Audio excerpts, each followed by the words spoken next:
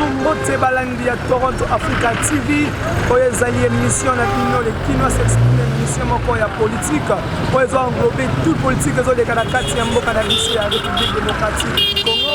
Oyezali serviteur na bino moko na bino oya banda koya boso ya banda ko na bino pona kolobela bino makambo tu ezolekana entre FCC Cash entre makambo ya Kamere entre makambo ezolekana politique na biso. Ezali ngai JC Tanganyika moko ya ba chroniqueur ya Toronto Africa TV. L'autre zali entre la deux communes Bandal et commune ya Ngiringiri ba otu ba ya Kinshasa ba yebi commune ya Bandal ba yebi commune ya Ngiringiri to kolinga koloba ko ba kinoa population s'exprimer na micro ya Toronto Africa TV. Émission oyo eye na banda kona bino pona kolobela bino ma politique biso tout to yebi que caméra za condamné 20 ans ça fait déjà 5 jours. Si le président a réagi dans nos théâtres, moi reconsolé à l'audit. Et les lots, les sociétés qui ont bien mis na koso qui au monique d'ici quand aux alibes, embouteillage, zali boye, zali proposition ya au bien mis na ko et unique donc population va fâcher, en combattant et IDPS, to yebité ce qui va liminer ni to va, zala posa ya nini.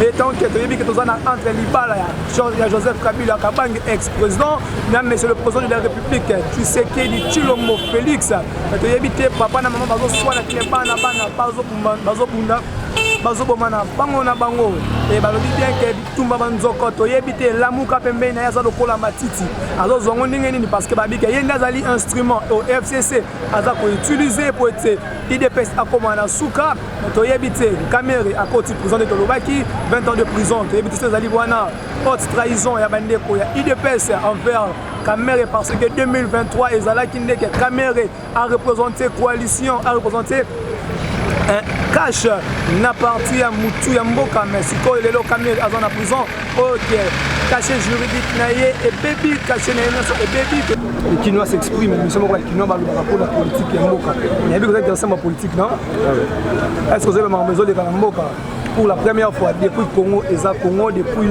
Joseph Kasavubu depuis Joseph Mobutu depuis Laurent Désiré Kabila depuis Kabila native l'autre dans la Tshisekedi pour la première fois directeur ya cabinet aza condamné et tant que on va qui makamota que congolais quelque chose à dire. Ah ouais, Isaki c'est un moment énorme parce que Mambabongo est toujours particulièrement en Afrique. Ils ont un Camoro, ils ont rare. Soit de pour moi, Isaki c'est un moment énorme dans le monde, un directeur du cabinet. Après, pour ma peine à Sali, je suis sans biseau et je suis biseau. Et Camille, au bas où elle est pas c'est que vraiment état de droit comme une Mboka. Effectivement, dans le bas état de droit comme une Mboka. Bon, et ceux qui n'ont pas en pourcentage, ils en ont un peu parce que pour au monde, effectivement, le changement. Ils ont raté la procédure Kamere pour juger l'état de droit. Maramouza non est belé à ça. Il y a plusieurs personnes. Ça va bien en Mboka. Jusqu'à présent, tout le monde n'a pas monté. Je suis et de la Bango donc. Ça fait déjà 5 jours que Kamere est en prison et le président de la République démocratique a réagi au théâtre. Est-ce que le président a élevé le Coran parce que le jour Kamere a été condamné, le président a inauguré le comment on a fait qui n'est pas que du retard, il y a cabinet naïe a été condamné 20 ans à la prison. Le jour que Kamere a été condamné 20 ans à la prison, c'est déjà 5 jours. Le président de la République a réagi en amitié, a tweeté pénalité et pour le Kamouspé Bisso, du retard, il y a cabinet la prison de la République. Le jour que au tribunal les banques qui pour condamner le président Azalaki n'a lemba banque qui peut inaugurer dans Fikine pour promettre la population de sous. Évidemment ça le président a yeba déjà que directeur à cabinet pour aller l'autre parce que jour avant que la juge il y a qui n'a retard pour éviter les pas jour. En fait, pour la réaliste. D'ailleurs, d'abord, le président de la République il a atteint une institution qui a mené les Mboka. À profiter de ce tard, il y a un individu Kamere et il y a le directeur du cabinet. Tant qu'ils vont ramener les années, il y a au salle. Donc, je ne trouve pas d'inconvénient. Il y a au moment le président de la République a tweeté, toi ça, non, je ne pense pas. qui est sûr, les gens de la République place à Salaki, alors ça, et l'autre est signé à ça, la peine à temps, est signé à ça. Bon, élection 2023, selon accord, il y a INC, IDPS, qui en 2023, il fallait INC à représenter Mboka.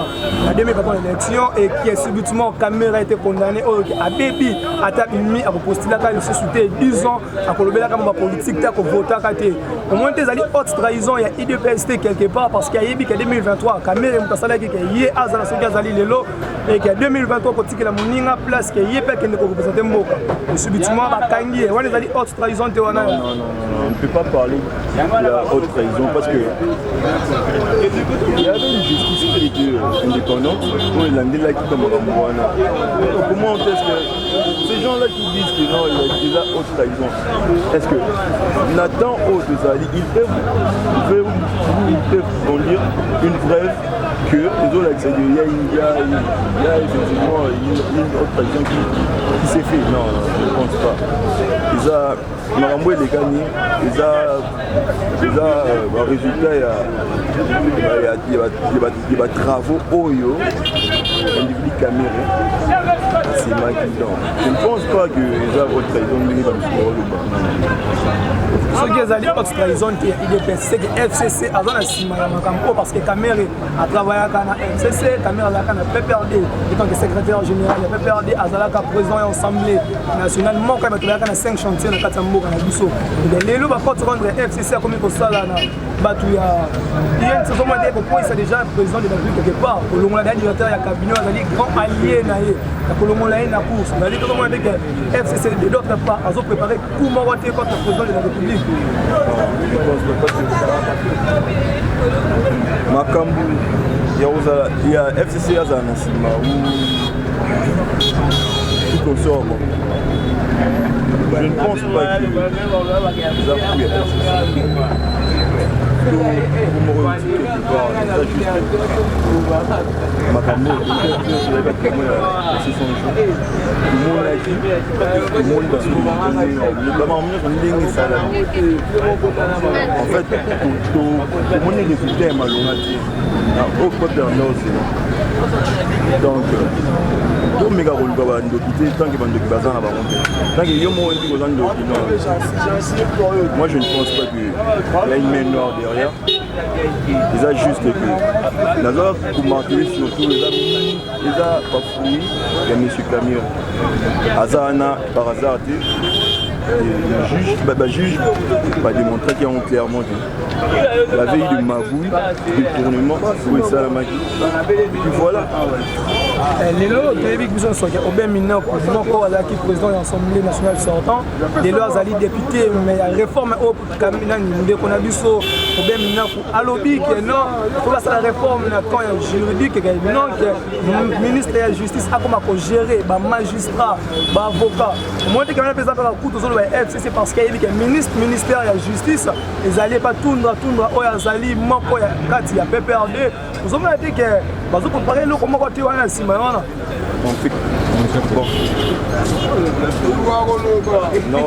c'est que je pense ça que Maman est zoli quand même. Na pas eu bien on fait la question avec eux. Ça va marquer. La justice doit être indépendante.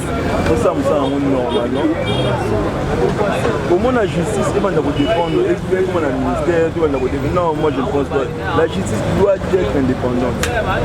Parce que ceux qui les l'ont et qui ont maintenant d'après hier trouvé que il faut justice et commander à Zolo de la Rana. C'est quand on a été mort pour y avoir bien la semaine.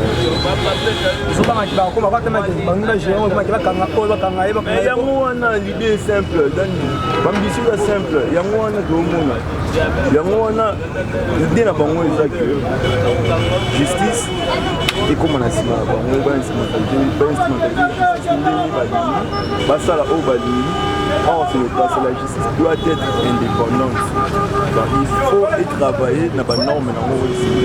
On n'a pas besoin de ça. On a besoin du changement. À l'ordre du jour. Ce n'est pas important. Moi, je ne pense pas que mission principale, dans l'IE place à Kendeli, et le place accueilli et là il a trouvé bon avant tombe la tête qui m'a ramouillé dans la population pour le moment moi je pense que la justice d'arriver à Faïchi a connu des améliorations. Nous devons juste laisser les temps. Et puis, tout le monde a juste leur... Mais moi, on dit qu'il y a une justice indépendante. Comment on a quelqu'un qui est condamné 20 ans de prison et pourtant qu'il y a pas preuve qu'il y a quelqu'un qui a contraint Jamal, mais la justice indépendante, il y a un autre qui a non à détourner Mbongo et qui a non mis ça des actes de propriété. Tout le monde qui va nous appuyer, tout le monde qui me ramène selon le projet de 100 jours. Non, on dit bien, Kamer, on dit que la justice indépendante, mais c'est vital Kamer, le directeur de la cabinet chef de l'État. Et pourtant que selon Kosa Manaye, Andima qui est un contrat avec Jamal, malgré que tu as comme on a un contrat avec Mibale. Jamal pas Andima que oui, avec 47 millions, oui, où tu as qui au Pandi à Vital Kamer, mais c'est Mouima, oui, à Kimi, tu as vu qu'il y a tout le monde à Kimi, peut-être qu'il y a 4 liés, 2 ans en prison, mais à Kimi, parce que tu as mis tout dans Sikoyo. Et pourtant que Caméra Ndima dit qu'il y a Zoa Kimbongo, mais juste et mon lien va condamner. Bon, en fait, lorsqu'on parle d'après ma renseignement, c'est la juste le gars qui tout le monde a que M. Caméra, les Azumbongo, non, ce qui est sûr, détournement, c'est lorsque on attendait bon comment la destination bien précise dans la mission où il fallait ça. Bien sûr, mon ana est comme le fruit. Ma cam où il fallait ça la mission. Et puis monsieur Kamere, abandonné qu'on remet toujours du haut ça. Moi je pense que ma cam tout on a battu va faire quoi on a battu. On va battre. Bonjour, de Toronto Africa TV, bonjour. Bonjour. Monsieur Tozolo, pour ça caméra, il a dit que pour ça caméra, Nalanda qui a montré, il y a un peu banda ko décret pour ce wana, na bandana ko se présenter kombo na ngai Baketimi na Bikindu David. Oye bengami autrement Bakbik. Ouais, tozana monsieur David. Monsieur David, tout a le solo à procès à caméra. Tout le monde procès, tout le monde caméra condamné 20 ans directeur cabinet chef de l'État pour la première fois depuis Mobutu, depuis Joseph Kasavubu. Si les locaux, le gouvernement sortant 18 ans, attaque directeur Mondelaki, même appelé la justice, mais il y a président de la République, il n'y a pas même 2 ans, directeur de la cabinet de la prison. Et tant qu'il y a Kinois, il y a un message. Et tant que Kinois, nous Kinois, et puis nous avons jeune moko actif. Parce qu'il faut que le bana quinoa mais naza jeune moko actif parce que cause la quinoa na cause la jeune actif et ça des choses différentes. Pour c'est la toute première fois on a mon procès et ça la vraiment publicité boye. Procès politique parce que ebele bakaisa ka politique et ça ka pona ba politicien.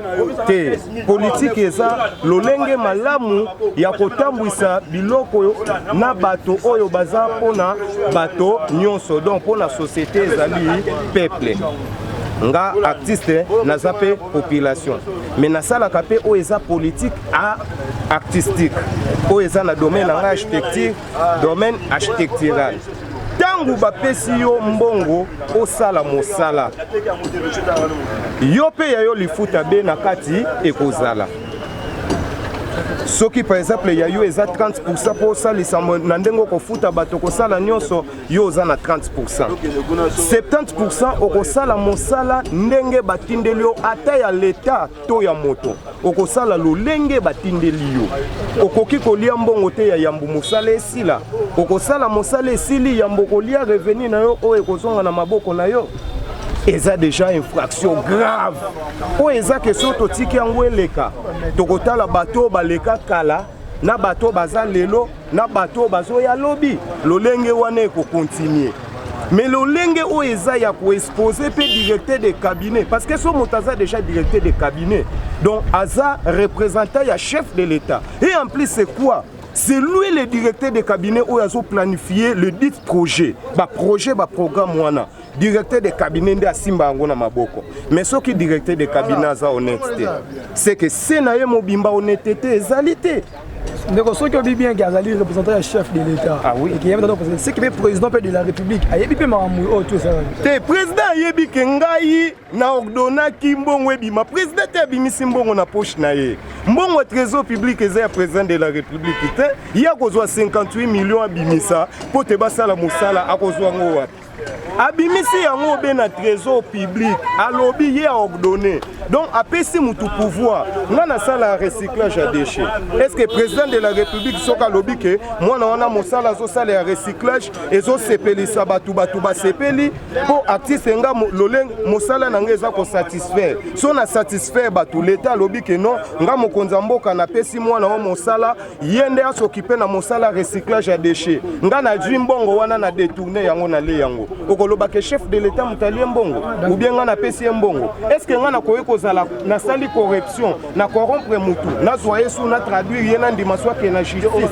tandis que nga mona aza le garant de la nation donc magistrat suprême non wana na boyi eza haute trahison te mais lolenge nde ya kobwaka obe lisu du jour au jour parce que soki opesi pe programme opesi projet il faut zala actif donc chaque jour il faut zala na terrain yango il faut tolongola lolenge ya baveste kotika na bureau et ça la kilo pour na mboka il faut totia vraiment descendre sur terrain parce que toko condamner pe mokonza mboka tendeti na ba problème ba duplex oyo programme oyo concernant ba maison préfabriquée mais projet wana déjà projet wana eza mabe et cause à la projet te feza liboso programme pour ekoki ko sala 3 mois te ce que ça les 3 mois c'est que ça l'état nyonso to vider yango donc il faut que des processus to ko bimisa mbongo nyonso te na kesa l'état pour to sala mosala et en plus c'est quoi eza marché public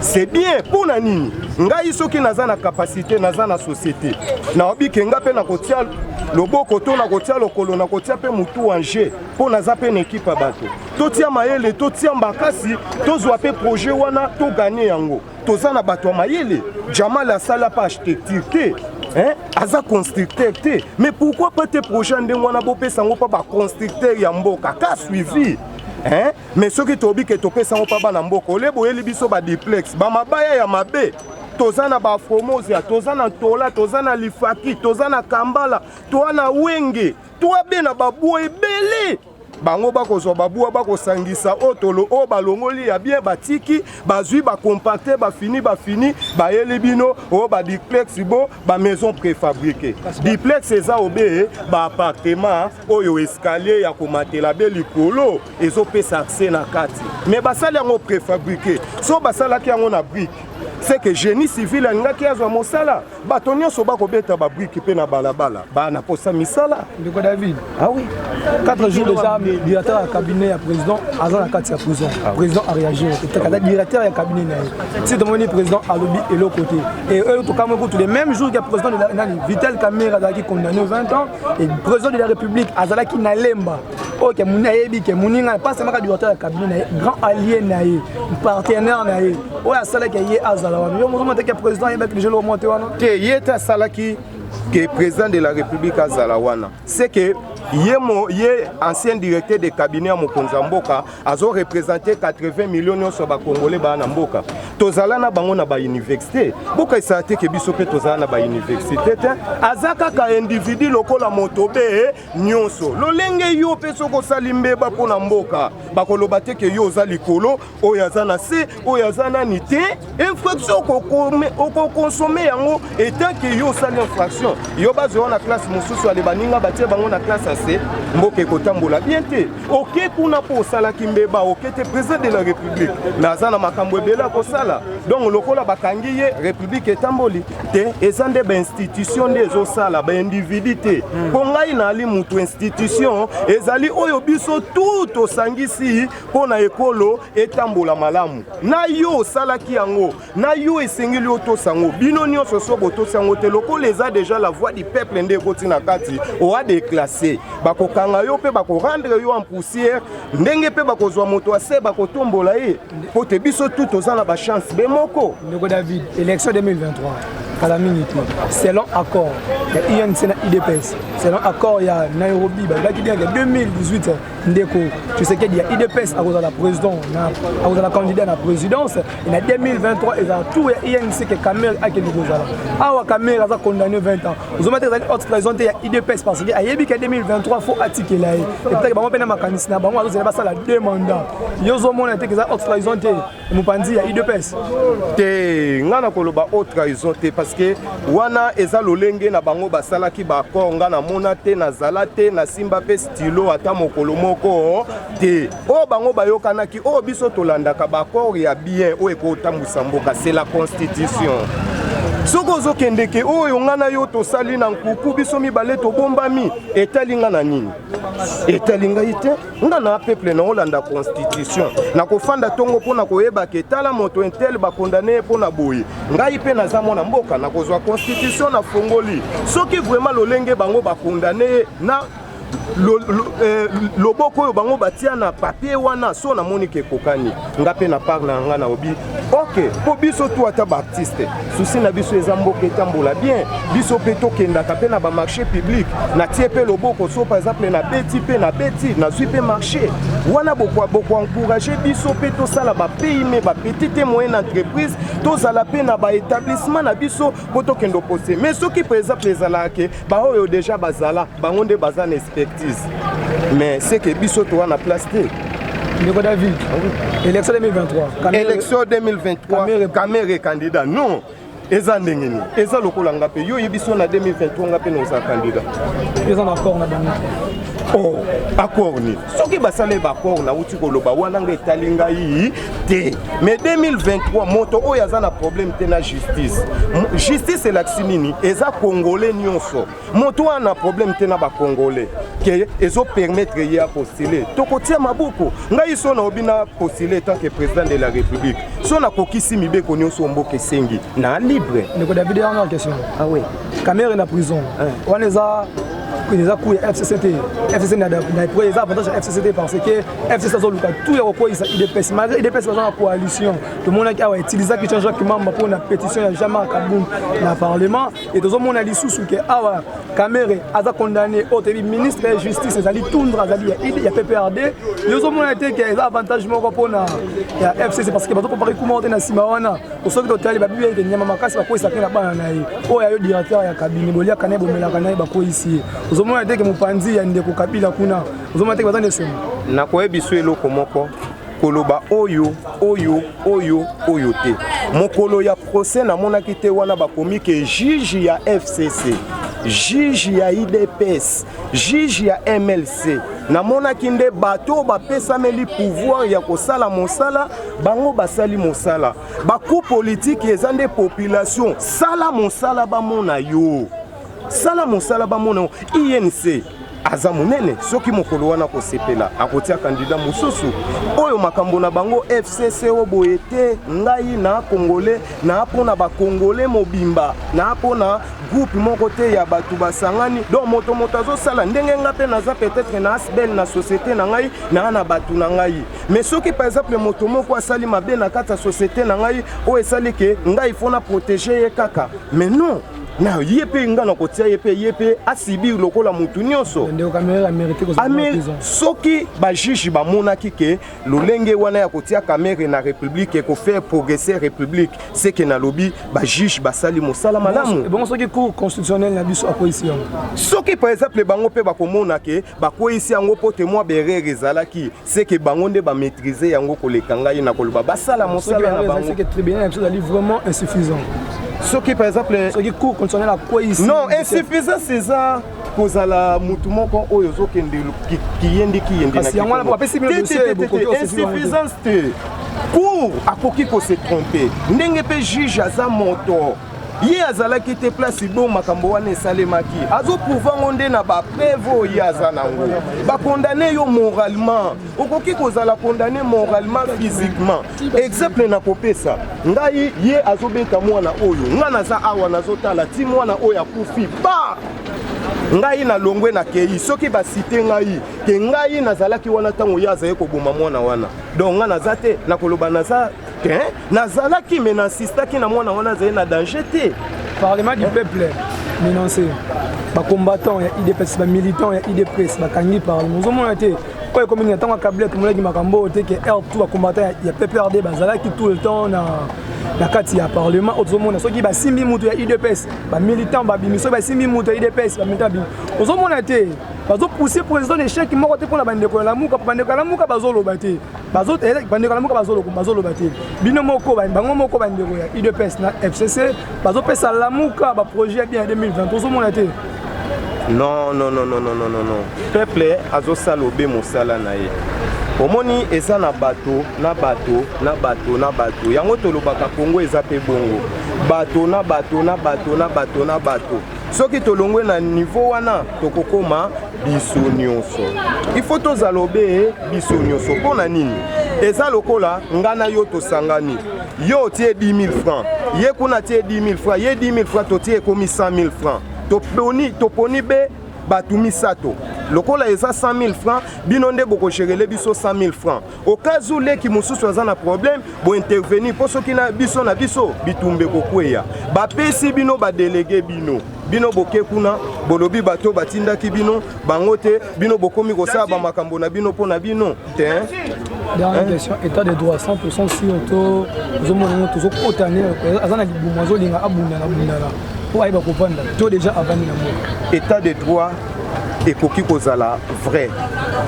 Mais na minute pour nga na ko lobezana na 15% parce que état de droit eza kaka te na niveau kaka ya justice kosa ananité eza ba niveau ebelé parce que injustice sociale o eza ke ngape nazolia bien te eza pe infraction au lié sa batute mais bato wana bako contribuer bako bimisa be énergie eza pe infraction omoni eza pe infraction donc état de droit mokie na mokolo moko te okoki kotonga ndako eza processus mais eza pété chaque moko tokopesa pas chef de l'état wana ekozala aberrant. Il faut congolais nyonso na domaine na ye ami pesa pour état de droit ezala respecté. Na kopesa exemple bon koboy. Est-ce que le président de la République a ça la construction? Je ne pense pas. Mais à quoi investir dans le domaine de la construction? C'est que yo bâtir wana pour le domaine wana construction. Il faut aider le président de la République. Pour ça, on a été pour que le président de la République a ça les règles pour le lobby que le président de la République a ça la règle. De ce soir, le 28, monsieur le pasteur évêque Mukuna a osé à tribunal. Depuis le 28, nous avons déjà parti public déjà 25 ans en prison. Et tant qu'il y a des cas de viol. Eza kaya viol. Kaya viol wana batu bosa musale eza ba juge. Bonga nazala kite place wana na ko affirmer na ndenge nini. Donc eza lokola nazo finga papa na ngai parce que c'est comme mon père. Na monité na ko yoka na ko condamner mutu te. To luka comment na ba preuve. Comment on a pas preuve ça vraiment avantage na makambo. Vous avez accès vidéo à 48 minutes à lobby à mais pour na ngai vidéo na za artiste na yebi ba vidéo ndenge za ba vidéo mais ba luka preuve moko eza tangible soki ba juge ba mona ke ko condamner ye na ba infraction wana ye asala ke za malamu asala musala na ye so ba moni pe ka sala ke lo côté ba ko akite ye to ko loba die merci c'est que asala ki lo côté papa na biso azape libéré justice il faut azala indépendant. Tokoki ko banda ko pesa injonction te que o juge face à la boy wana nyonso eza lokwa na match na football atolobi tiabi décision ko uta pas jouer aza ballon na makolo akoki pe ko dribbler joueur à l'équipe simatier ou donc justice nde wo. Merci Ndeko David ndenge alobi ils ont continué toujours na ba Kinois les Kinois s'expriment ozomona ba Kinois ndenge bazolo ba toujours continuer toujours nzela idéologie na ba Kinois baloba na comme et na kati ya procès jour moni gros poisson la politique le directeur ya cabinet ya chef de l'État a eu ko ya 20 ans et depuis Congo et banda Congo depuis que indépendance en 60 till le 2020 zambala liboso comme on a directeur ya cabinet ya chef de l'État ben interpellé la justice a accueilli na parquet tingi dossier na tribunal tribunal akatelié 20 ans pour la première fois. Tant qu'il y a Kinois, pour mission d'aller les Kinois s'exprimer, tant qu'il y a Kinois, comme on a makambo esalami na mboka oyo RDC, zoki on est bon moi zoki yango eza bien po eza mosolo ya l'État jamais koyiba mabongo alors na trouvaki yango normal mais loko tokomona ya moi kokoso ezalaka mpona kamera ete po balanda bato nyonso po baza nyonso na mbongo ya l'État po balanda bango po mamoni yango donc bien que directeur cabinet comment le tournaki mbongo ya l'État mais yango tomoni ti po balobi baza chaîne eza molai fo biso bamonana po baza mpe na nsima président wana posa bosolo emonana ezaka kamera ete. Est-ce qu'on a dit haute trahison, il y a chef de l'État parce que le jour où il y a le cabinet qui condamné, le président Azala qui n'a pas si le président a levé un moment pour le directeur du cabinet. Mais nous avons dit que ça va corps na va signer. Boza la yama sani bongo mais to éviter pour ba mabino iso ya makambo ya mbongo. Mais biso to éviter makambo so ba corps na va signer. Donc 2023 élection. Accord à Nairobi, il fallait 2023, INC, IDPS, article INC, pouvoir, mais c'est la présidente, mais c'est Vital Kamere, mais les Kamere 20 ans en prison. Aux hommes, on a dit qu'on a haute trahison, il y a IDPS, parce que l'accord, c'est que Nairobi, il a raté majorité, il fallait que Kamere Azala, le Premier ministre, bazui batie na cabinet justice na biso et ko saisir dossier ya monsieur Vital a quoi 20 ans pour na carrière politique baby kufi a comment na biso soutien ko voter ko postuler ka te ko voter ka pété nous avons des haute trahison te ya IDPS quelque part les autres trahison pour mutu a continuer na boloka ko postuler te yango mo ke ba luki ba mama wana nyonso ko ba ko tsana nyonso ko ba passer pour entrer cette candidature ya 2023 les autres trahison est-ce que FCC na sima ya makambo FCC na sima te pote to yebi que ministère de justice ezali pas excellence Tundra oyo azali ministre de justice azali kati ya PPRD azali moko ya Kabila et que lelo besoin qui dossier en charge Kamere apoye est-ce que ça va pas se rendre parce que Kamere a travaillé avec la Kabila Kamere azali qui président de l'Assemblée nationale Kamere secrétaire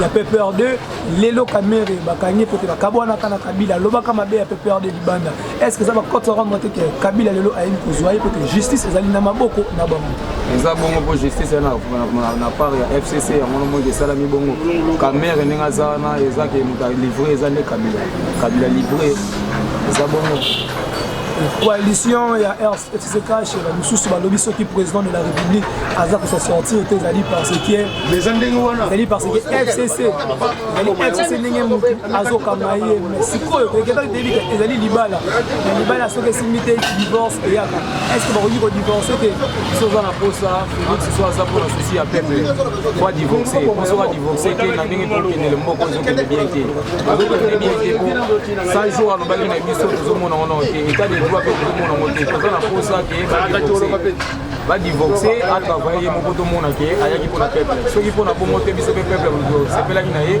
donc il naé pour doit dire il a déjà parce qu'on a minutes oyo na minutes on a parlé du peuple ezé ko ina ezabare masasi ezobetama parce que au même minute pour moi député à l'oba qui faut passer la réforme la loi juridique ministre de la justice aye ba pour contrôler ba magistrat pour contrôler ba avocat nous avons été quelque part on ezali plan moko ya FCC na ça parce que ceux qui ba ezeli ko tika ministre de la justice aye ba ko contrôler mieux sommaire ba ko komba bikanga kana te eza bongo ezomona dia ba jeune na bango na ba projet na bango yango ezomona biso moto zolanda tozomona oyo ezoleka na mboka eza mabongo mais tosengi nde Félix atelema soka za susi na biso atelema alandela biso nde makambo po makambo ndenge ekendele eza pasi makasi etant ke babi bitumba banzoko lamuka ebeto nzoko matiti nde mona rapasi ya kuna na assemblée lamuka nde aza lokola matiti nde mozomona bitumba quelque part babi pe lamuka ngo baza ko utiliser mingi na FCC to mona t-shirt Mamba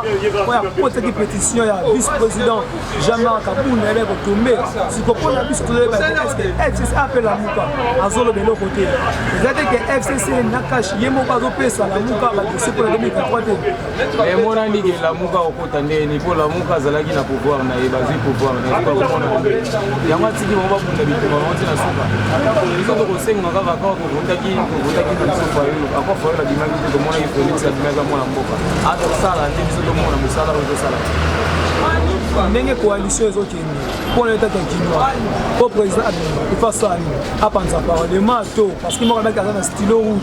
Si quand on stylo rouge, et quand il y a un directeur à cabinet, ou à côté de la prison, il y a beaucoup de petits psychologues à réagir.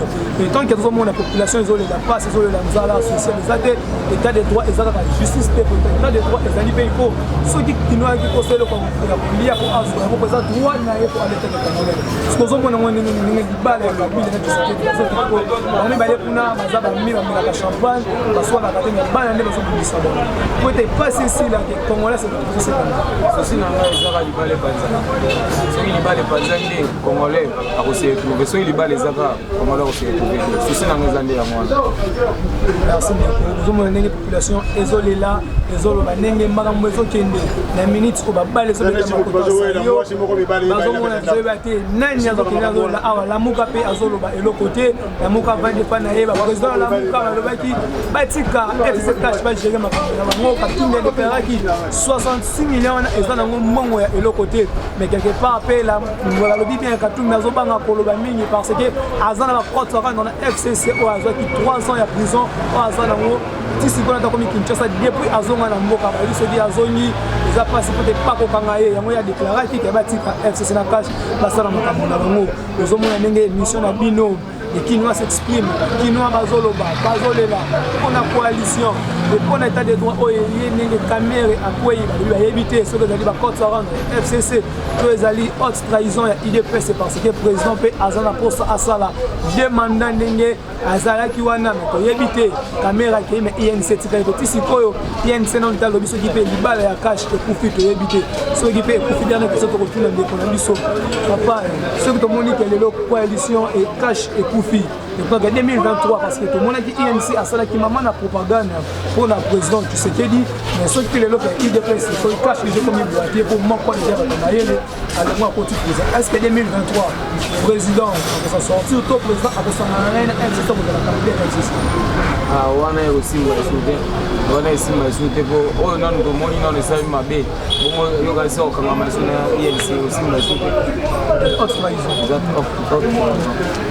merci beaucoup venir dans les Walobi je vais continuer mais comme la bière la mission qui nous s'exprime dans l'émission na bino oyo na banda kuna bino Kolanda oyo zoleka na kati ya RDC kaka na Kinshasa te na kati ya RDC peut na ba Congo pe kuna ba 14 millions et buni aujourd'hui les 14 millions et buni tisi ko éviter troubles les ali kuna oui mais ba kana qui 2 ans en prison mais azomona te na ba état des droits nous dans la résidence surveillée ala qui na ba policier ba ko surveiller no kaba kati 2 ans ba ko luka na ndako na ye azali te dossier à suivre on peut maintenant pour ceux qui ensemble de voter loi et on peut dire que FCC ce qui a immiscé le conseil que na sima nango déjà à côté qui déjà réunion FCC donc toujours pas finir que soyez batté ceux qui ba l'autre président déjà en erreur pour comme monter comme ba militant ba bimi ba combattant ba bimi mais tant Kabila ba lobby et ça là qui bon monter Kabila ba combattant ba ko mater massa c'est dans la partie mais le massa c'est obeta na partie ya IDPS jamais Kamundi ko tazoyo ka président tinga qui profession CA a que de proposer que candidat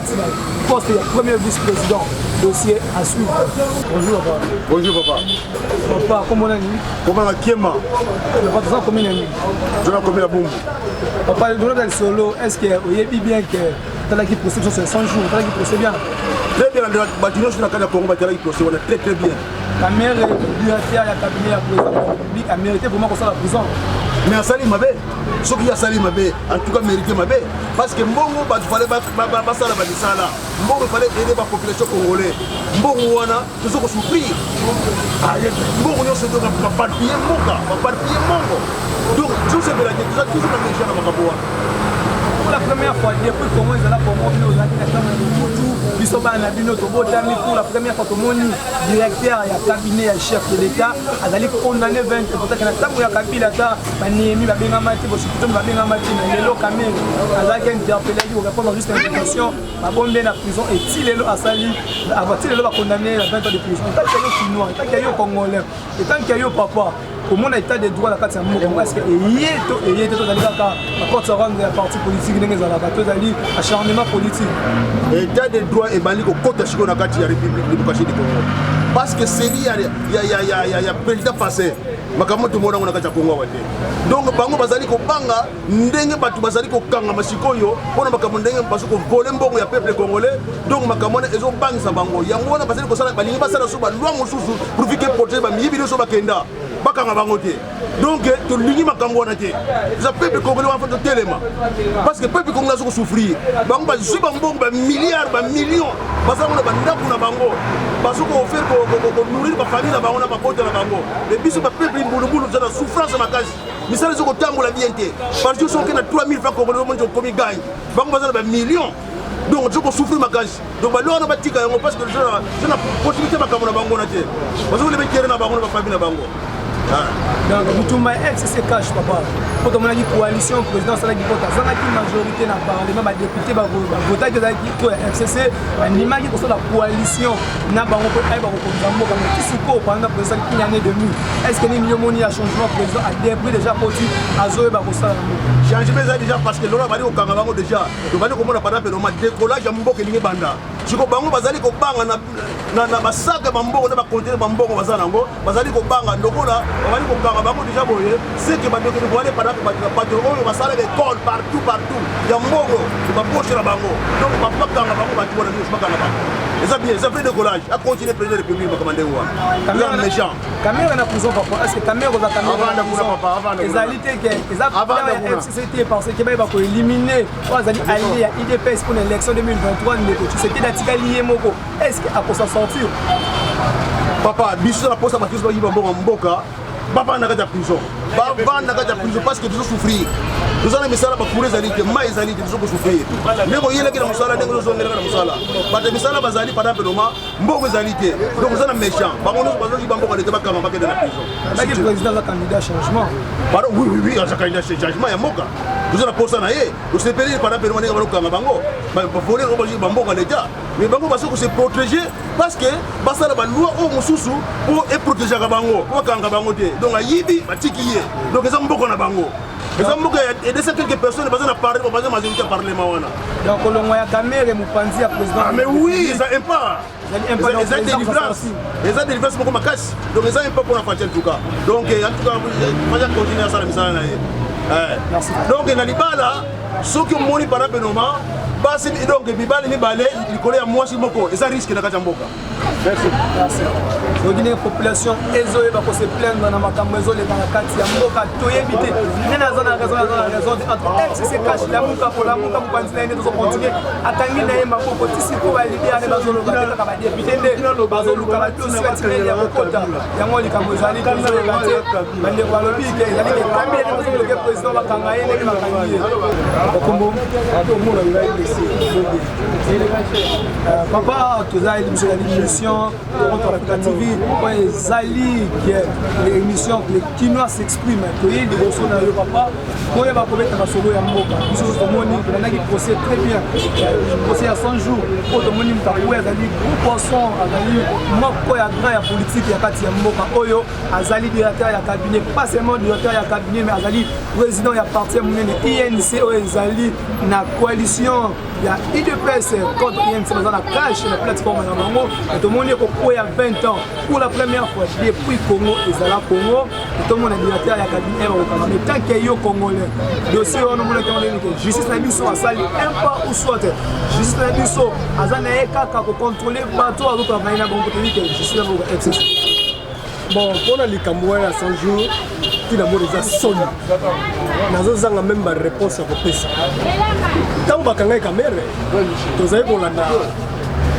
jugement yango toza bazoba te parce que biso toyebi ke caméra moto baye hier ezalaki ba preuve na ye azali koluka mais tellement avant liboso moto baye babimisi ke azali coupable ke ayibi siko biso ba individu toza sima tolobani so azalaki ke aza na raison système yetika ye tellement azo se retrouver na prison c'est kayibaki on a réponse na kopesa mpona makambo 100 jours ya makambo ya moto ozotangelanga kombo yango wana mais nous c'est un jour il y a des directeurs à cabinet azana président parce qu'avec tout le dossier de la qui wana avec instruction à chef de l'état est-ce que le président de la république azana kati ya makambo te mais tellement que le président de la république on va moi pas c'est cour constitutionnel et ba constitution parce que au sein du congrès on va méga pour ça là awa plus de 7 millions pour aller éliminer oh tina qui tout se trouve et en wana te que on a commencé de faire caméra parce que moi baki ata bokani ba secret ya na chef de l'état à kolobate qui veut dire qu'avec les gens comment le président de la république azana sima makambo te c'est ça le kuta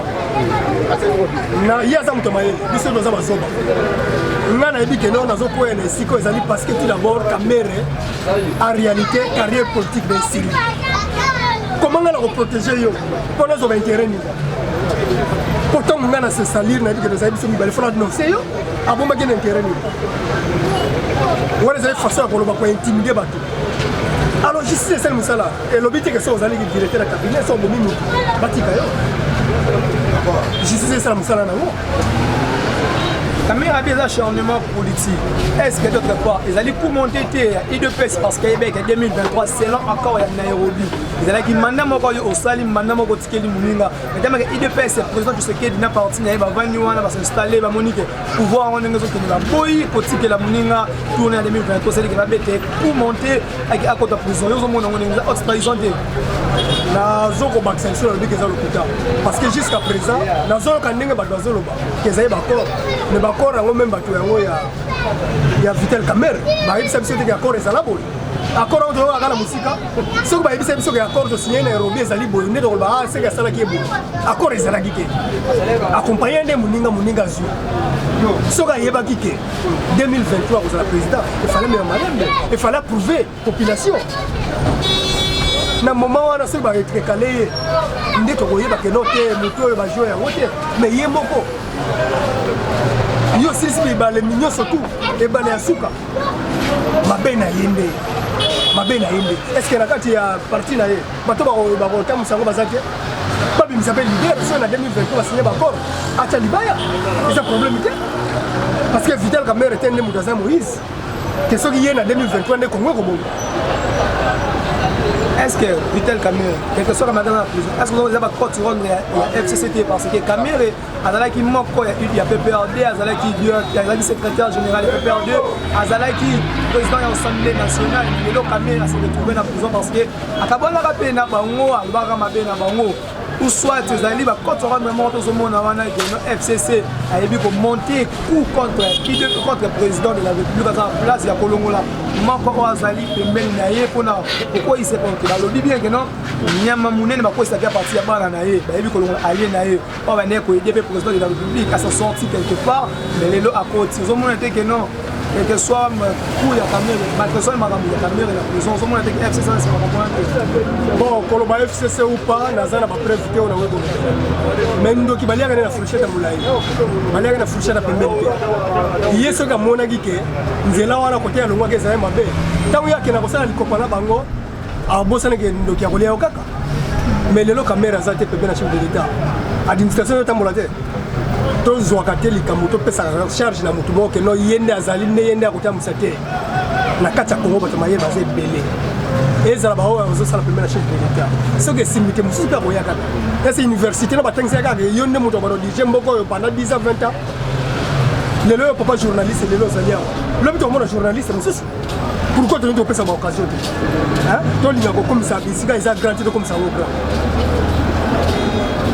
FCC cache coalition au début de une année population isolée là dans tous les plans de là et Mathieu qui a colobaté et le président sont sortis ce qui président a raté côté le FCC ne moutou ils ont bloqué ce qui FCC côté et Salim Mapé le président a sali bien aux hommes que tant qu'il y a congolais tant qu'il y a qui nous avons la coalition aux hommes que les gens qui méritent mais oh il va là on faut continuer pour population ici pour bénéficier dans côté malgré pas parents gratuité mais bango baligné na bango libala wana te ko libala wana ezo ma population de l'autre côté population azo souffrir azo matongo azo zonga poko azo de l'autre côté parce que là quelqu'un bâtiment ko va venir na parlement on azo sala ke ba bomba oya bango président auti ko bima ou bien président ya biso ashu pour la cohésion oyo tozo kolomba toza no tout d'abord toza babantu na kati ya babantu ni kamwe surtout ko vanda na tosolo ndenge président azwaki ke non bato ya kala tozonga tosala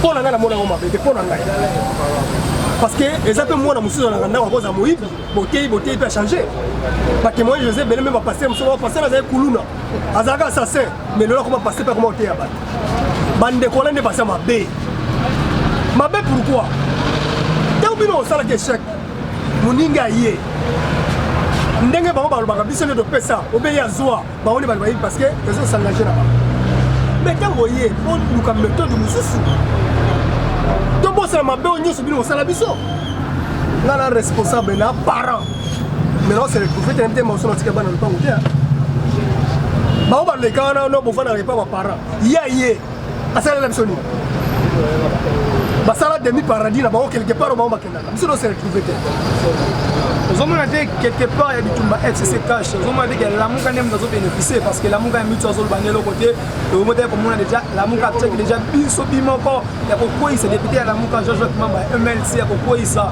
moto monene na cadre na kati ya UDPS na parlement premier vice-président ayebi kokweyisa ye ce que wana bango bazondunga mpona minute on a parlé du peuple kuna eza ya koyinda lisusu balobi ke non badéputé UDPS bazala bango bamilitant bamérité te ya kotongisa ya kotonga mboka yango soki eloko moke basimi motu moko ya FCC ya cash omoni koto ba militant baye batumba parlement c'est que tozoyeba tike lamuka ndenge avandi boye ye azoloba nde eloko te ozomona tike bazopesa lamuka baplan moko bango moko te lamuka ndenge 23 boma bango distraction lamuka esala eloko te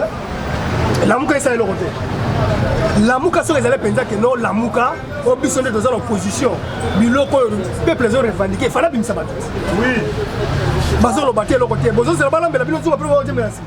Et voilà, to komina suka émission na bino les Kinois s'expriment ndenge tolobaki bien que toyaki kobeta masolo ya politique tosali analyse na oyo ezoleka na kati ya mboka niveau tozoloba kuta minutes o mboka eza bien te na Kinshasa nde tolobaki totambolaki na ngiringiri totambola na bandal totambola na bumbu selembao et toye bien kochite na ngaliema na delvo précisément na météo entre au Kapi bisika basalaka bakiti ne bisika tozali bino moko bomoni ndenge makambo eleki population alobi population aleli.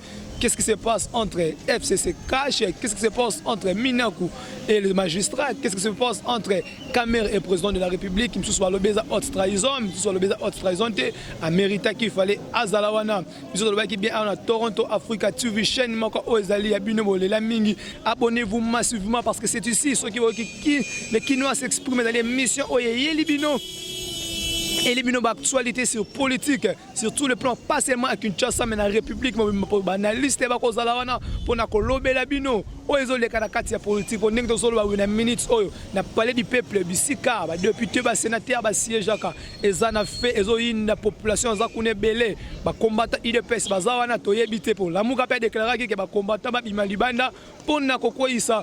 Ko voter loi ya obente ya wan toyebite nini ezozana simawana ya wana rester toujours branché connecté sur Toronto Africa TV et bien nous sommes à la fin de cette émission.